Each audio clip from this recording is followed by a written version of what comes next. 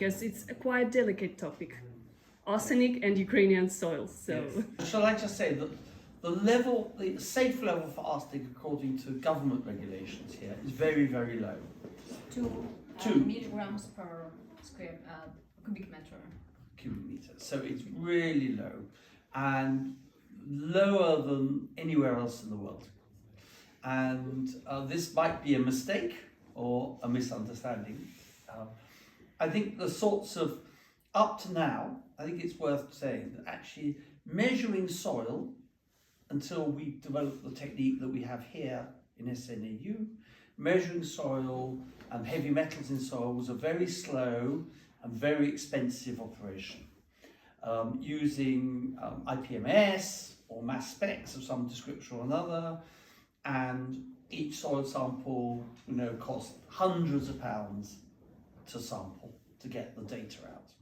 So by and large, people haven't sampled large areas of landscape because it's just too expensive to do it.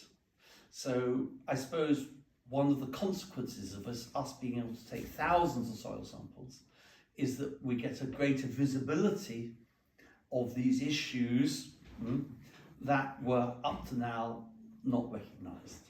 So the, as I said, the Ukrainian soil level is 2 parts per meter, isn't it? Per cubic meter, yeah.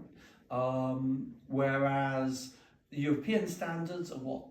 6-8. 68, something like that. 6 to 8, yes. Yeah, and it's exactly what we found. So we compared our results not only with our national standards threshold levels, but with recommended targeted levels recommended by FAO, WHO, European. There is no any kind of regulations, strict regulations in the EU about the soil, and each country decides on their own which concentration they kind of call like thresholds. That is why we took some countries like Baltic countries, their legislation, and other countries, and also we took the standards, American standards for agriculture, so which are very bad.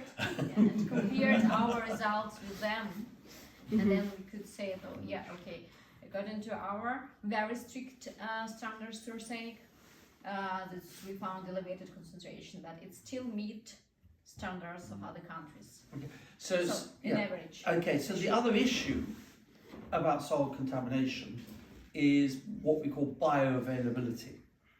So you might have, say, a high concentration of lead or something in the soil.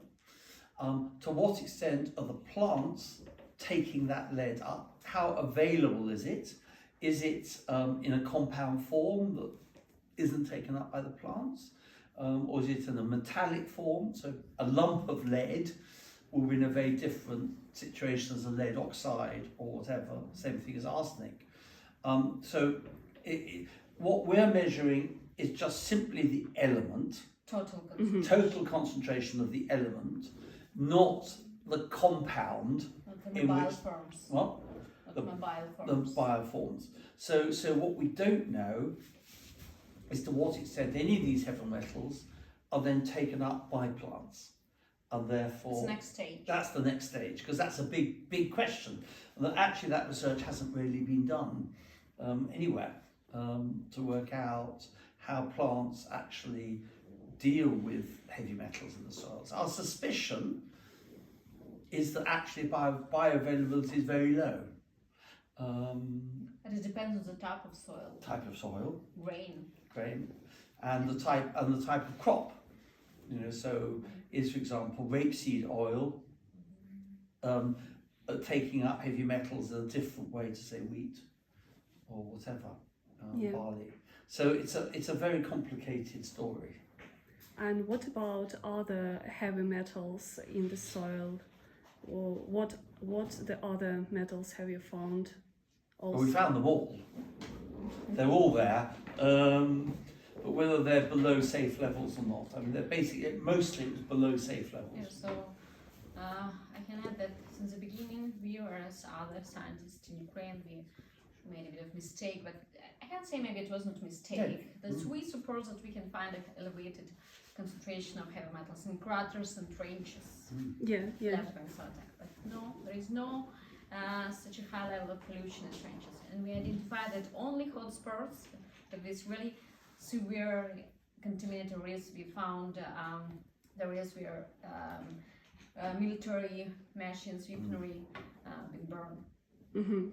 And really that places, it's really contaminated areas that even we don't think that fight fit remediation can be applied in that cases. Probably for several years these areas should be just withdrawn from agriculture.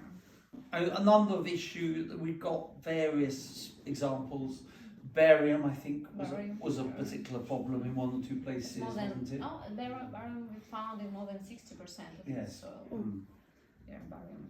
And what about cadmium? Yeah, we found some elevated concentrations of cadmium. The hotspots that I already mentioned, zinc. It's quite a lot of iron and copper, but they're kind of normal.